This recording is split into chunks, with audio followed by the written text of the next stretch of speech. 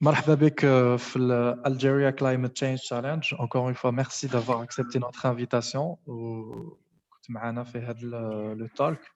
Alors, je rappelle que c'est Abdelhak Abdi, responsable d'ingénierie à la Cital Algérie, qui, je rappelle, la Cital est l'entreprise responsable de la fabrication et de la maintenance des tramways en Algérie. Alors, sans plus tarder, je pense que نقدروا نبداو. C'est Abdi, je sais pas إذا تقدر أنت من جهتك Oui, partager l'écran تاعك باش هكا نشوفوا la présentation تاعك. ok. Vous voyez la présentation? استنى نشوف واش نتبع معاك. Alors, pas encore.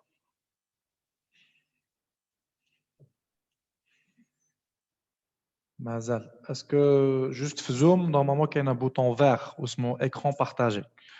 Oui. Bon, alors أنا عندي مازال ما بداش le partage d'écran.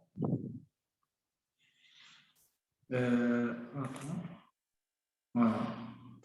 Voilà, d'accord, là, جاي. Voilà, parfait, super.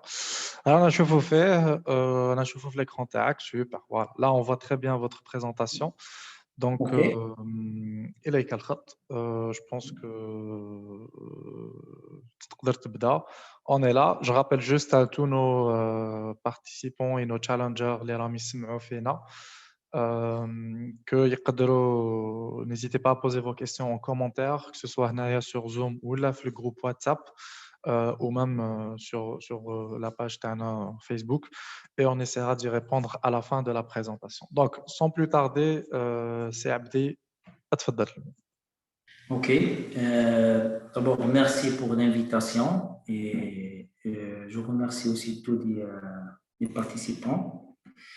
Donc, je commence par parler. Donc, je suis invité pour faire une présentation sur la partie transport ferroviaire et l'impact environnemental.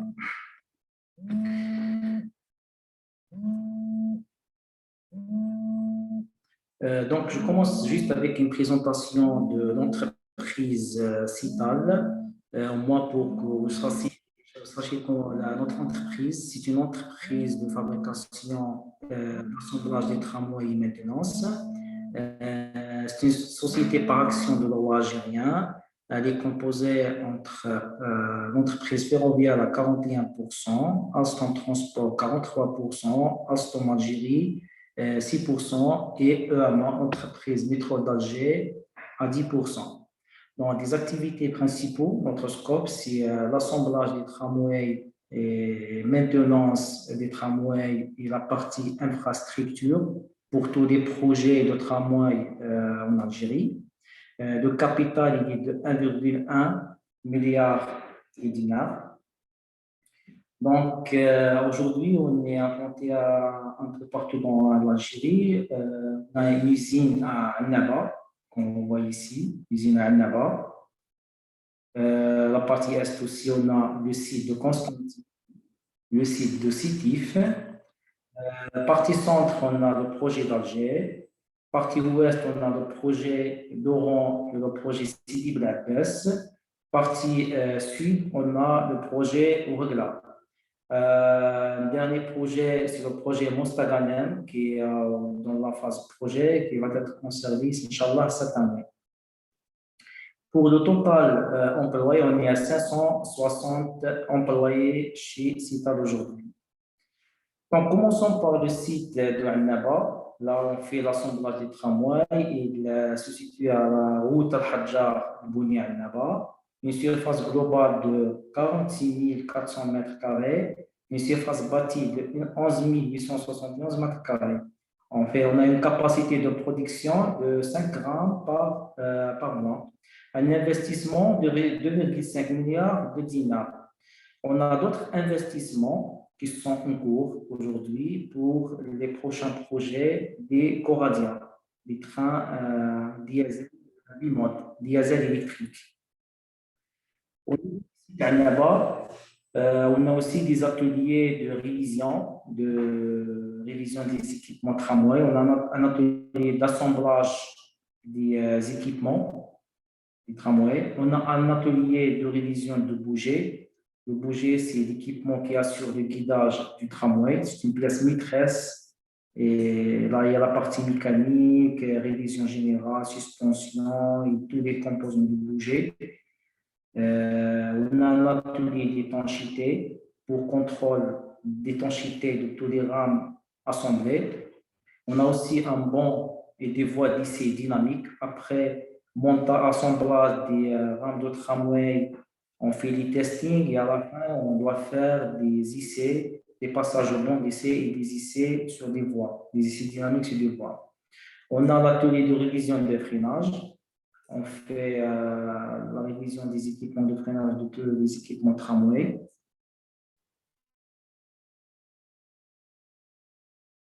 Celui-là, c'est un banc d'essai. On a l'atelier réparation vitrage. Pour le vitrage, on fait la réparation de tout type de vitrage. Et au niveau des sites, on fait les pare-brises. On a des ateliers révision compresseurs, des compresseurs de sable.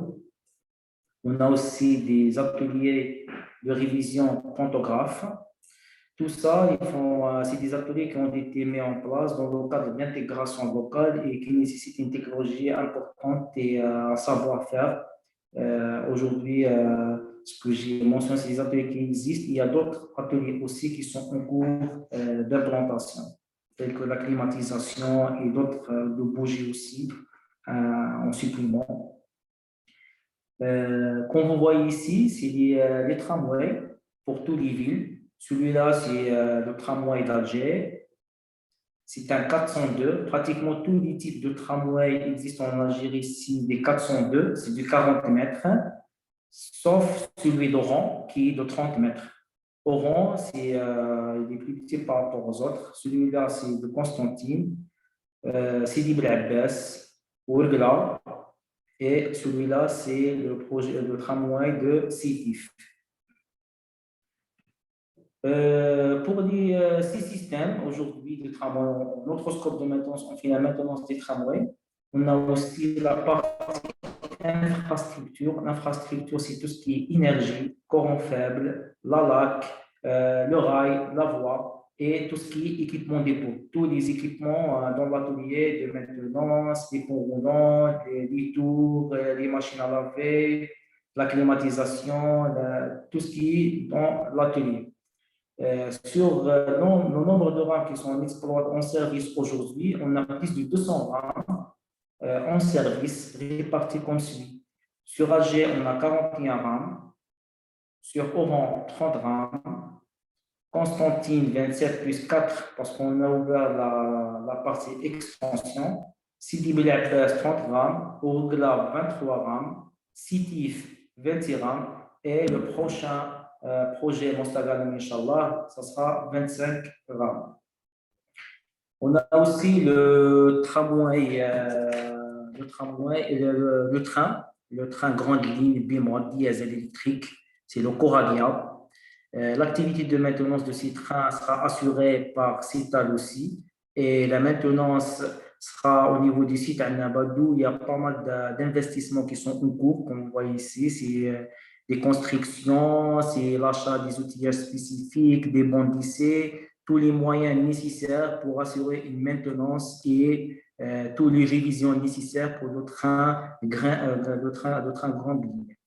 Bon, juste pour rappel, il est alimenté à 25 kV et une vitesse de 160 km/h. Voilà. Ici, c'est la certification. CITAL est certifié depuis 2016 ISO 9001-2008 et aussi 2019, on a fait aussi de la 2015 à ce jour, on va le faire bientôt. Donc, la certification, elle est très importante, c'est un point pour qu'on sera toujours compétitif et à la hauteur des démarches et des besoins qualité. Maintenant, on parle de la partie environnement. CITAL donne une attention particulière à l'environnement. Nous, notre activité, on fait de la maintenance industrielle. Quand on fait de la maintenance industrielle, il y a des activités. Quand on a des activités derrière, il y a une génération de déchets. Quand on génère ces déchets, on doit mettre en place toute une politique et, environnementale et, pour assurer qu'on sera conforme aux exigences réglementaires. Nos objectifs, c'est d'être moins de consommation d'énergie. Le tramway, déjà, il est en électrique. Quand on est en électricité, déjà moins de pollution, moins de coûts de cycle de vie. Ça, toujours, on parle de la maintenance industrielle. On maîtrise la maintenance, l'optimisation des coûts, le remplacement des pièces de rechange et assurer une durée de vie et longue durée de vie des pièces de rechange et consommables. Moins de nuisances sonores, le tramway circule en ville, il génère des nuisances sonores. Ces nuisances sonores auront un impact sur l'environnement. Donc, il y a des exigences contractuelles à respecter qui seront moins de 80 décibels pour ne pas générer plus de nuisances sonores. Aussi, moins de rejets polluants. Le rejet polluant, il y a des véhicules, il y a des huiles, il y a des consommables. Là aussi, on travaille sur la partie des moins de rejets polluants dans la nature. Là, on a tout un process de suivi et au niveau de notre entreprise et même au niveau des sous-traitants aussi. On voit ce cycle-là, il y a des matériaux et des déchets recyclables. Je répète toujours, nous, on est dans la maintenance, c'est-à-dire notre scope et notre domaine, c'est la maintenance des tramways. Donc, on vous voit sur ce cycle-là, nous, on est là, on est des utilisateurs et maintenance, on fait nos interventions, on génère des déchets. Ces déchets seront bien sûr en fin de vie. On fait la récupération et le recyclage, bien évidemment avec des sous-traitants qualifiés et qui respectent bien sûr la réglementation. Après, il y a des matériaux. Il y a des matériaux.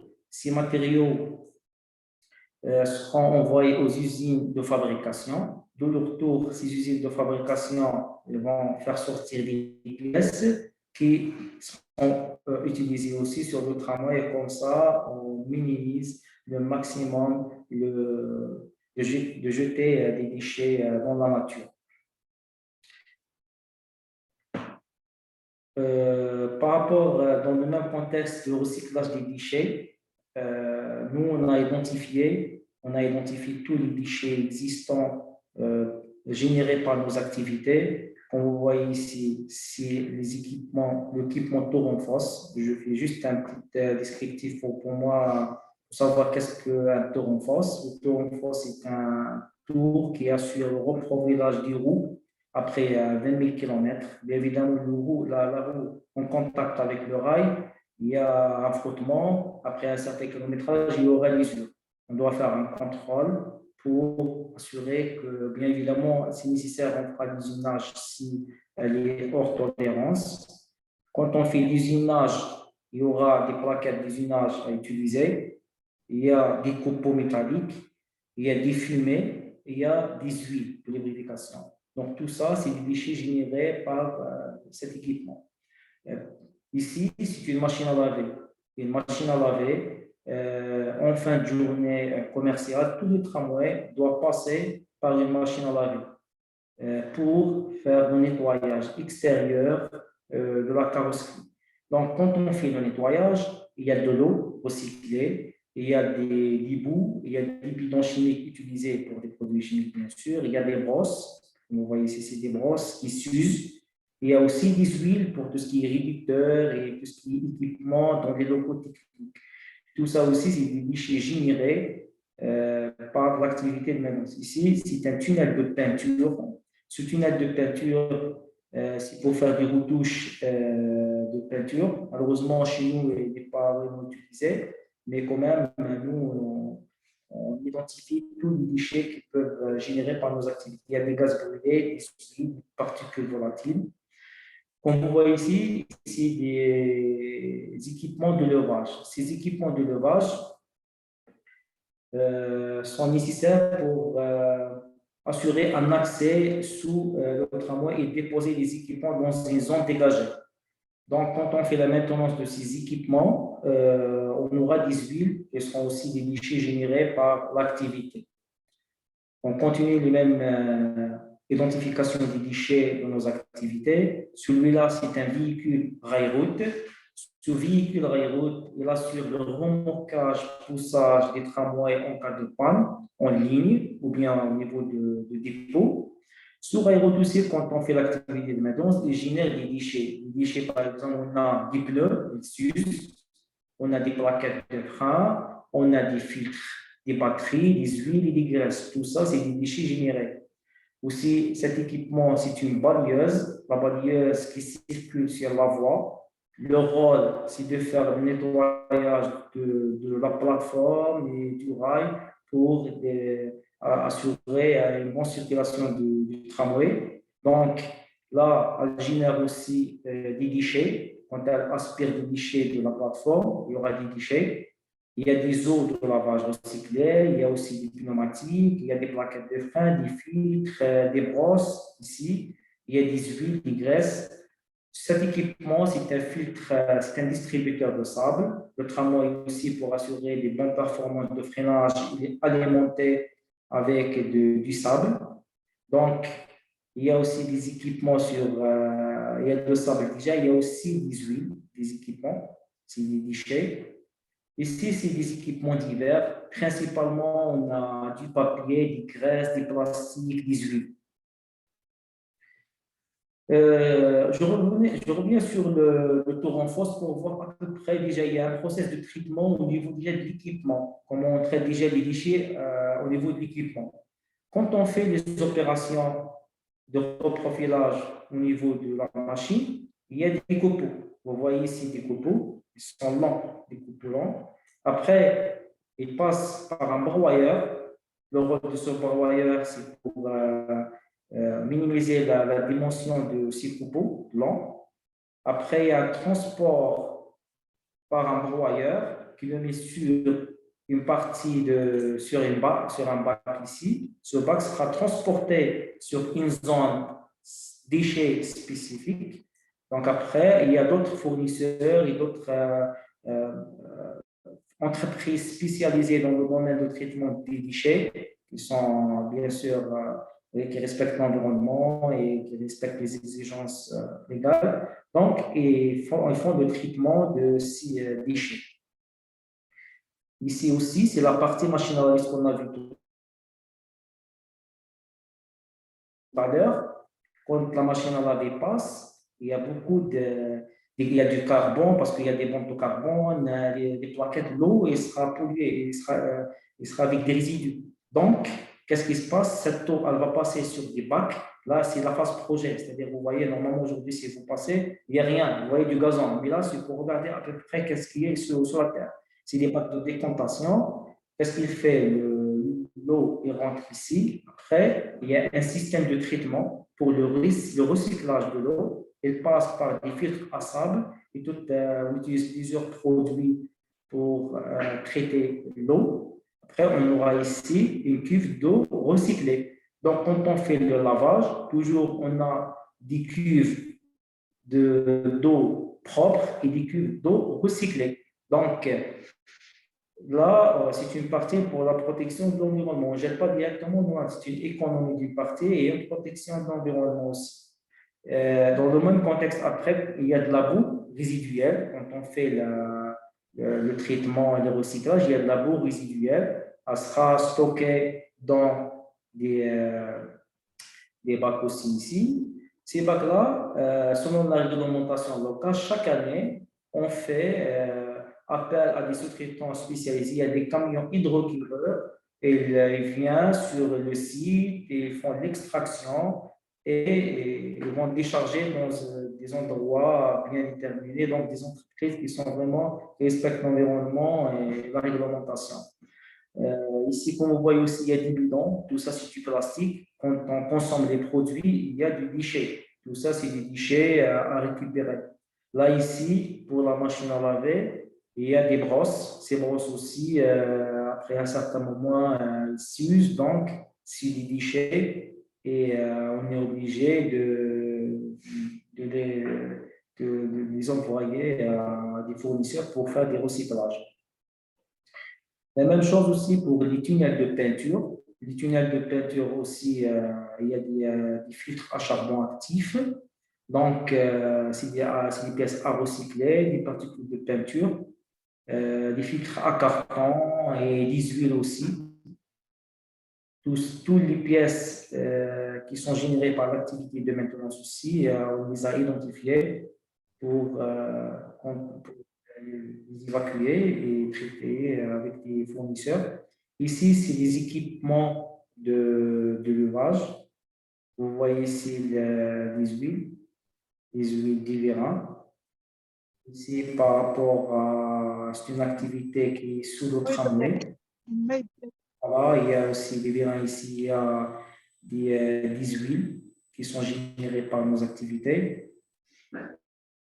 Comme vous voyez aussi, on revient sur le rail route. Il est en train de faire ici une manœuvre de remorquage via une barre d'attelage.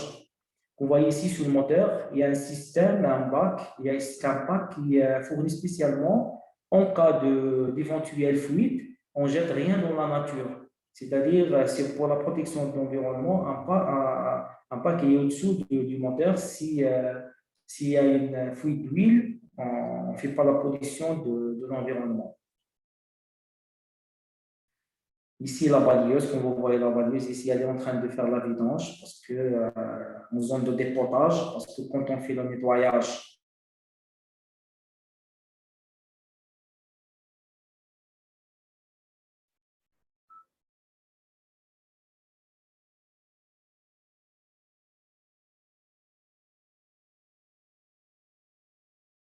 doit faire une vidange des déchets dans une zone là, la personne spécialisée dans le domaine, elle les brosse, vraiment, elle est en train de faire le nettoyage de la plateforme. Toujours utile, il y a des brosses consommables, des huiles principalement. Ici aussi pour le silo de sable. On vous voyez comme une station de remplissage. Il y a des pistolets. Quotidiennement, on fait le remplissage du sable avec des pistolets. Il y aura bien sûr des effluents de purge qui est juste à côté. Donc, principalement, il y a des guichets, pratiquement, ils se ressemblent pratiquement pour tous les équipements, des huiles, des graisses, des plaquettes de frein, des pièces mécaniques.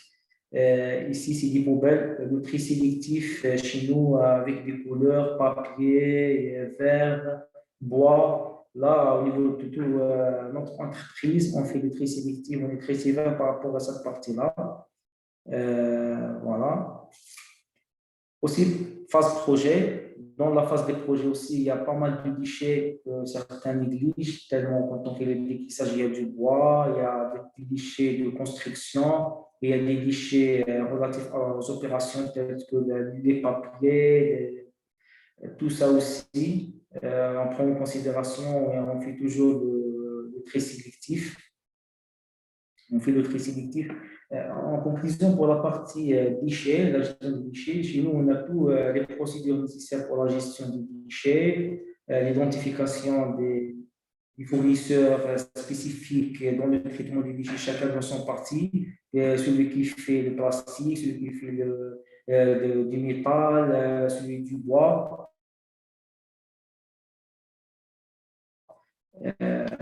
On est vraiment très exigeant pour cette partie-là. Aussi, la deuxième partie, c'est la récupération, la réduction de la consommation d'énergie, ainsi que la réduction de la consommation d'énergie.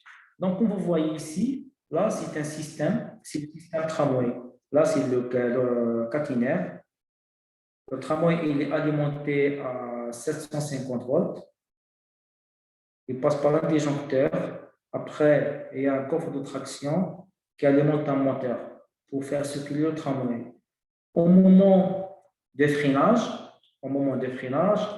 il y aura une réinjection de l'énergie, soit via la caténaire qui sera absorbé par d'autres rames de proximité ou bien qui sera dissipé vers un rhéostat de freinage par effigie. Donc, ce que vous voyez ici, là, ce n'est pas bon pour l'environnement. Nous, aujourd'hui, je présente ce sujet, autant qui sera un challenge pour vous. Ce qu'on veut faire, c'est le stockage, c'est la récupération d'énergie. En quelque sorte, c'est un projet innovant qu'on veut mettre en place par rapport à la protection, à la réduction de l'énergie. Donc, ce système, il existe normalement ailleurs. En Algérie, il n'existe pas, mais on cherche aujourd'hui des startups, des ingénieurs qui sont qualifiés, ou bien des entreprises qui sont capables de travailler avec nous pour travailler sur ce projet-là, pour la récupération d'énergie. La deuxième partie, quand on fait le freinage, la traction, au moment de la traction, la consommation d'énergie, elle est très importante. Elle est très importante, la consommation d'énergie. Généralement, elle est entre 2 à 3 fois le courant nominal.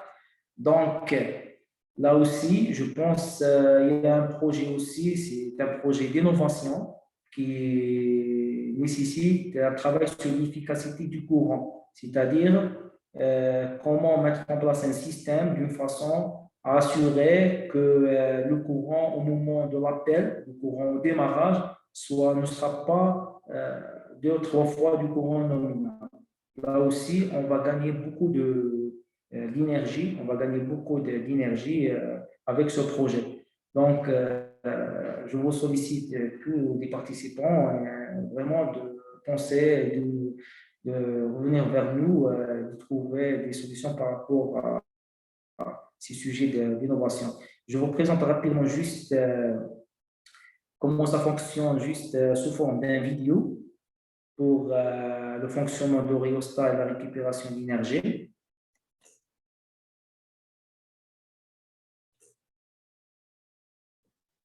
Réduire nos émissions de CO2, rendre nos déplacements plus propres, bref, lutter contre le changement climatique et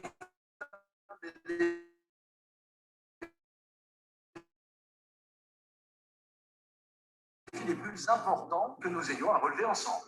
Alors, dès aujourd'hui, avec le projet Ticket to Kyoto, prendre un pas d'avance pour réduire leur consommation d'énergie. Ticket to Kyoto, c'est la volonté forte de gens enthousiastes qui collaborent dans une démarche d'innovation et de progrès. Mais comment s'y prendre pour mettre un coup de frein sur la consommation d'énergie? En voilà une idée. Le frein. Quand un véhicule freine, son énergie est habituellement perdue en chaleur. Heureusement, nous disposons de métros et de trams performants qui récupèrent cette énergie mécanique et la transforme en électricité. Elle peut alors être transmise à un autre véhicule qui accélère. Imaginez, lorsque votre métro freine, c'est 35% de l'énergie qui est récupérée. Avec Ticket to Kyoto, l'innovation va même plus loin. Cette énergie peut être stockée ou réutilisée directement dans nos stations et dépôts. Grâce à cela, nous diminuons encore plus notre consommation d'énergie. Au total, l'énergie ainsi récupérée par la STIM à Bruxelles correspond à la production d'énergie de 23 000 foyers bruxellois qui installeraient des panneaux photovoltaïques sur leur toit. À Bielefeld, l'énergie récupérée par mobile équivaut à la consommation annuelle de 4 millions de smartphones. Tandis qu'à Rotterdam, l'énergie récupérée par RET est égale à la consommation annuelle d'1,5 million de lances économiques. Avec un tel projet sur les rails, le transport public confirme sa longueur d'avance en matière de mobilité durable. La STIM a mis l'innovation au cœur de sa démarche pour relever avec vous le défi du changement climatique. Donc, comme vous voyez, là, le projet il est très important par rapport à la récupération d'énergie. Il y a des projets qui ont gagné entre 8 à 15%, entre 8 à 15% de la consommation par année par rapport à ce système. Donc, ce système, ça peut être embarqué sur le tramway, le système de récupération sous forme des batteries, peut-être embarqué des batteries sur le tramway, ou bien au niveau des sous-stations. Au niveau des sous-stations, on fait la récupération au niveau des sous-stations. Exemple, aujourd'hui, si on assure par exemple des batteries sur les tramways, quotidiennement, quand les tramways rentrent au remisage, au garage, pour l'opération de lavage, toute la nuit, il reste alimenté parce que l'autonomie de la batterie, elle est 30 minutes. Donc, toute la nuit, ils sont alimentés, il y a une consommation. Cette consommation, si on met en place des batteries, là, on pourra assurer des batteries avec une autonomie plus de 4 heures, bien sûr, qui seront alimentées par l'énergie récupérée. Vraiment, on va réduire la consommation d'énergie d'une nuit, de chaque nuit. Donc, pour moi, j'ai présenté la partie déchets et tout ce qu'on fait, et la partie récupération d'énergie. Donc, l'objectif de cette présentation, autant que vous participez avec nous là, c'est de voir ces détails-là et de penser à nous proposer, à réfléchir à nous proposer ou bien d'être porteur d'un projet. Voilà.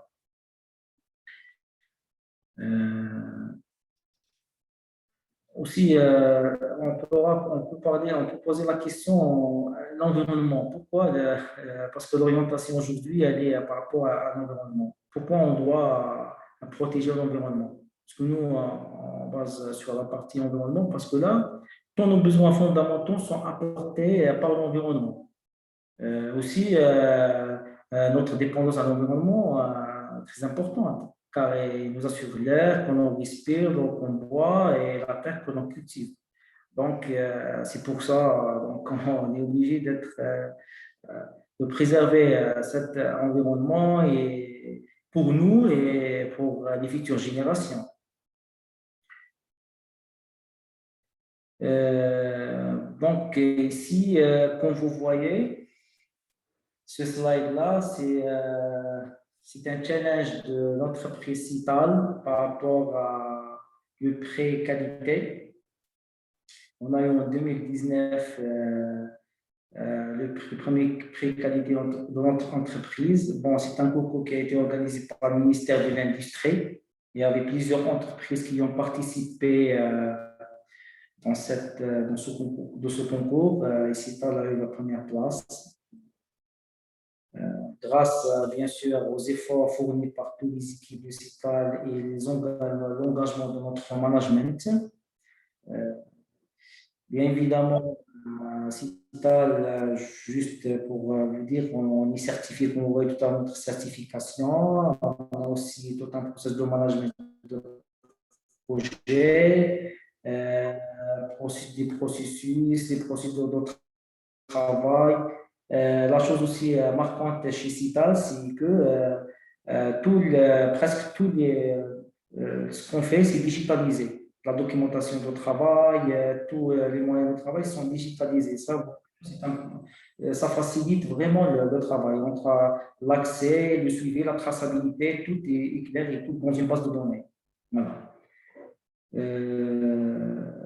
Aussi pour la partie développement et innovation, Cital donne une attention particulière au projet d'innovation et de développement, précisément sur les systèmes de tramway et bien sûr la protection de l'environnement. Donc, chez nous aussi, il y a une cellule de développement en interne qui est composée de plusieurs ingénieurs et techniciens qualifiés. Donc, aujourd'hui, en interne, il y a pas mal d'innovations et de développement qui sont orientés beaucoup plus sur les tramways, des outils d'aide au dépannage des équipements tramway, des bandes lissées, des équipements spécifiques au tramway. Et aussi, on prépare des challenges d'innovation et des bootcamps, bien sûr, afin d'assister à des porteurs de projets et de les aider à leur prototype. Aujourd'hui, on participe sur bootcamps, sur la partie environnement, impact environnement. On aura d'autres opportunités de vous présenter d'autres sujets peut-être purement orientés techniques et problématiques. Voilà. Donc, on développe aussi un réseau, notre réseau externe avec la mise en place des partenariats avec des conventions avec les universités, les écoles d'ingénieurs, les instituts de formation professionnelle. D'ailleurs, pour ça, on a déjà travaillé avec les universités, les stagiaires universités à ce jour. Pendant 5 ans, il y avait 228 stagiaires qui ont passé par notre entreprise, soit une moyenne de 45 stagiaires par année. C'est-à-dire vraiment qui ont fait le stage chez CITAL. C'est-à-dire c'est pas aujourd'hui, c'est depuis plusieurs années. On a fait pas mal de projets. On a fait des projets avec des étudiants de l'Université polytechnique d'Oran, avec aussi l'entreprise Brinco, Karim et son équipe. Ils ont commencé avec Amira Herman, qui a fait le premier projet. Après, il y avait un complément avec des étudiants de l'INI. Et à la fin, il y avait un prototype à la fin qui est là. On est en phase de faire un prototype. Et pratiquement, c'est-à-dire on a travaillé déjà sur des sujets avec des partenaires. Et aujourd'hui, vraiment, on est à la recherche active de travailler avec c'est-à-dire toutes les écoles, tous les ingénieurs qui veulent faire des choses, des startups qui veulent avancer. Il y a aussi des incubateurs, on travaille avec tout le monde. On a pris contact avec l'incubateur Tech. Il y a aussi des incubateurs au niveau des universités. Il y a l'incubateur Tech to Up de Karim. Là, on travaille avec tout le monde, pas de problème. L'objectif, c'est de travailler sur des projets qui sont orientés sur le transport. C'est ça notre objectif, et de faire sortir des prototypes qui sont utiles et qui améliorent bien sûr les performances des tramways, bien sûr, bien évidemment, le confort des voyageurs. C'est ça les attentes. Donc, j'aimerais bien, en quelque sorte, avoir un retour, c'est-à-dire des élèves ingénieurs, des startups et même les incubateurs aussi, on travaille ensemble. D'ailleurs, on a lancé au niveau de toutes les universités des projets. On a établi des projets des PFE selon les problématiques existantes au niveau de nos sites de tramway. Voilà parmi les problématiques. On a l'étude de performance et optimisation du coût de maintenance pour les compresseurs de sablage. On a l'effet de l'écart thermique sur les composants électroniques des équipements tramway. Étude et analyse des vibrations tramway et voies ferrées de solutions. Étude et analyse des défauts de la chaîne de traction tramway et proposition des améliorations. Optimisation d'usure par contact des pièces mécaniques tramway et proposition de solutions d'amélioration. Aussi, le dernier sujet, analyse des défauts casses des pièces mécaniques des ponts de tramway. Pour tous ces sujets-là, on a bien identifié, selon un cahier de charge, on a identifié notre besoin en détail et lié auprès des universités. D'ailleurs, certains sujets ils sont prêts par certains étudiants, ils sont déjà avec nous de Mourdes, ils sont avec nous déjà, ils sont en train de travailler sur certains sujets, même d'autres aussi au niveau d'Alger. Et on attend aussi d'autres étudiants ou bien d'autres intéressés qui veulent vraiment travailler sur ce sujet. L'objectif, nous, c'est des vraies problématiques. Ce qu'on attend, c'est d'aller c'est être objectif, c'est-à-dire de travailler ensemble à la fin, de trouver une solution qui va apporter un plus pour le système de transport, ou bien une solution qui va vraiment donner un plus. Bien évidemment, quand on parle de l'innovation, donc il y a aussi la protection de la propriété intellectuelle. On a signé une convention entre le CATI et l'INAPE par notre PDG, Mme Wahida Chahab, que je remercie vraiment parce qu'elle elle a donné un engagement et plus d'avantages à tous les employés de CITAL pour travailler dans le cadre de développement, bien dans le cadre de l'activité quotidienne. Voilà. Donc, cette convention, elle nous a donné nous a donné accès, aux ressources scientifiques et technologiques en ligne.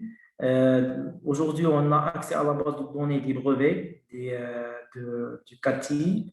On a aussi possibilité de faire des recherches dans les bases de données, accès aux publications, on pourra accéder à toutes les publications, et aussi on bénéficie des journées de sensibilisation et des formations du CATI. Bien évidemment aussi, on a déjà des projets d'innovation déjà qui existent chez nous. Pour les breveter, il y a tout un process à suivre. Là, quand même, on est avec le CATI, on est en train de travailler sur cette partie-là, de breveter nos innovations selon les procédures et les détails à suivre selon le CATI. Voilà. Donc, en fin de cette présentation, je reviens toujours à tous les participants. On a présenté une présentation générale de l'activité CITA qui est en relation avec l'environnement. On a ciblé la partie tout ce qui est déchets. On a donné d'autres challenges de projets tels que la récupération d'énergie. C'est des projets qui sont très, très importants. Et là, maintenant, j'aimerais bien et j'espère bien qu'il y aura d'autres questions de votre part et des personnes qui seront intéressées qui seront porteurs de ces projets ou bien de trouver des idées qui vont donner un plus pour le système de tramway. Et merci à tous. Merci pour votre attention si vous avez des questions.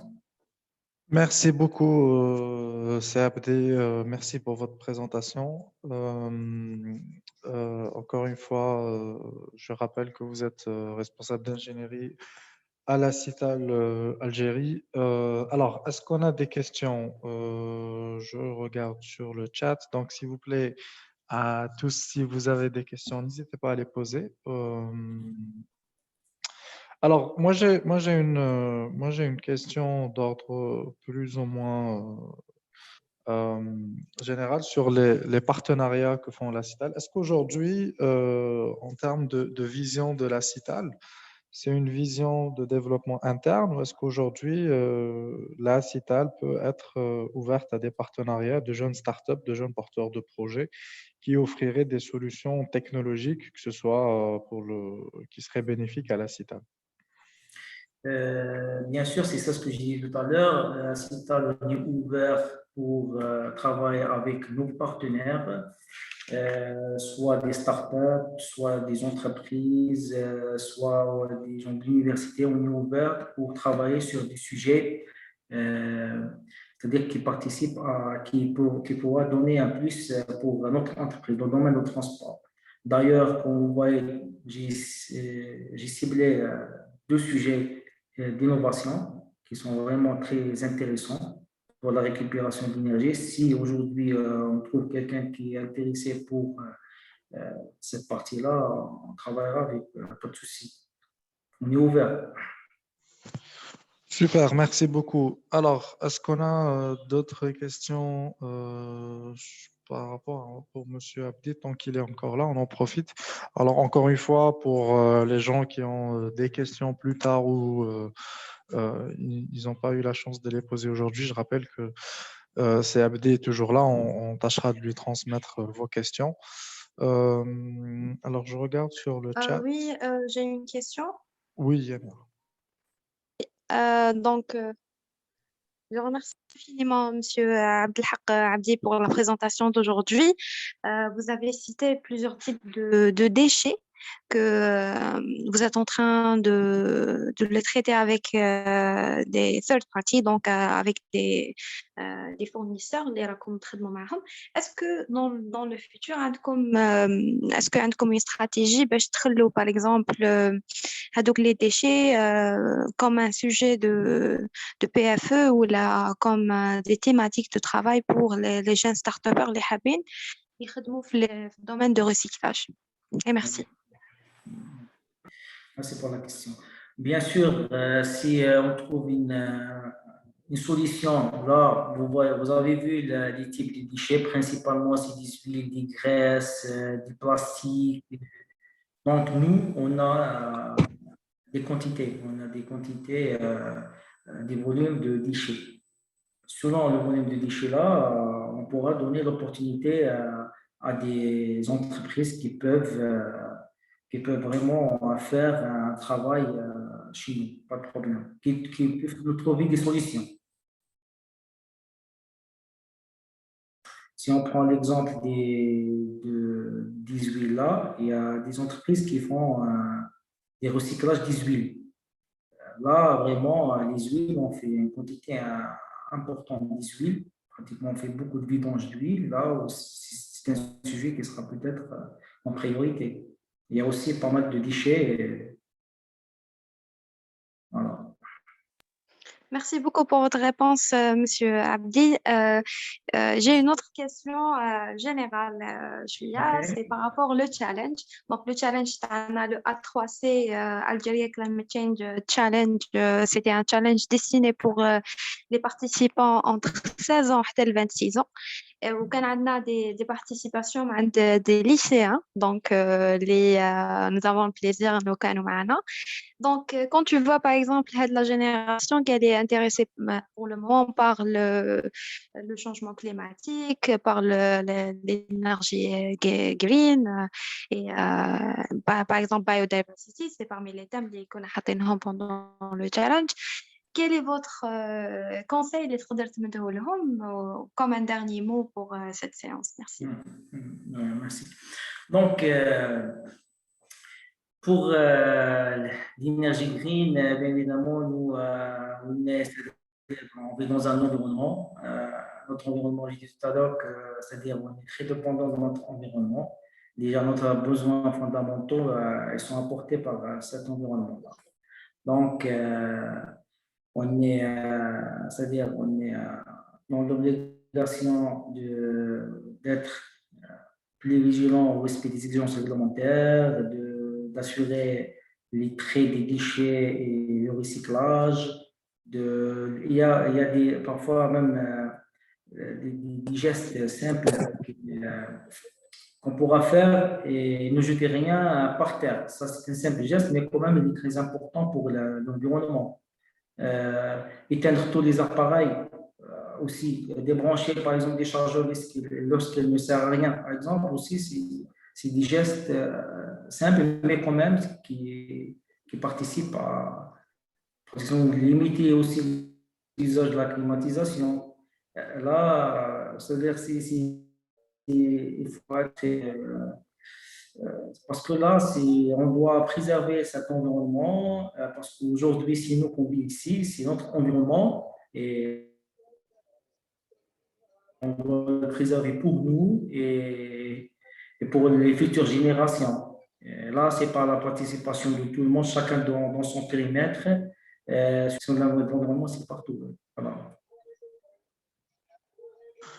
Encore Merci une fois, beaucoup. merci Monsieur Abdi Abdelhak pour cette séance d'aujourd'hui. C'était vraiment enrichissante. J'espère que l'audience qui est معنا استفاد ولقى des thématiques pour Inch'Allah prochain challenge, pourquoi pas. J'invite Sofiane pour clôturer la séance et merci encore une fois. Merci Amira, merci encore une fois, c'est Abdé. Je pense que tu as tout dit. Je pense qu'aujourd'hui, l'idée c'est de vraiment que des grandes entreprises telles que la Cital puissent donner le cap et donner des pistes de réflexion sur de possibles thématiques, des problématiques que eux ils vivent ou que eux ils ont détectées. Et l'idée c'est d'ouvrir le champ de nouvelles idées, de brainstormer ensemble sur des problématiques, que ce soit liées au métier ou tout simplement liées à un impact environnemental assuré. Donc, encore une fois, merci beaucoup. Pour le reste de nos challengers, je vous donne rendez-vous très, très bientôt. Pour nos finalistes, je vous dis à ce week-end, Abshar, Inch'Allah, donc pour le bootcamp en présentiel Et la finale, la grande finale, c'est Abdé, malheureusement, ما قدرش يكون معنا, mais مازال là, je pense que pour la prochaine édition, c'est sûr, نجيبوه معنا البشار. Inch'Allah, Inch'Allah, avec plaisir. Encore une fois, merci et je vous dis à très bientôt et bonne fin de soirée à tous et au revoir.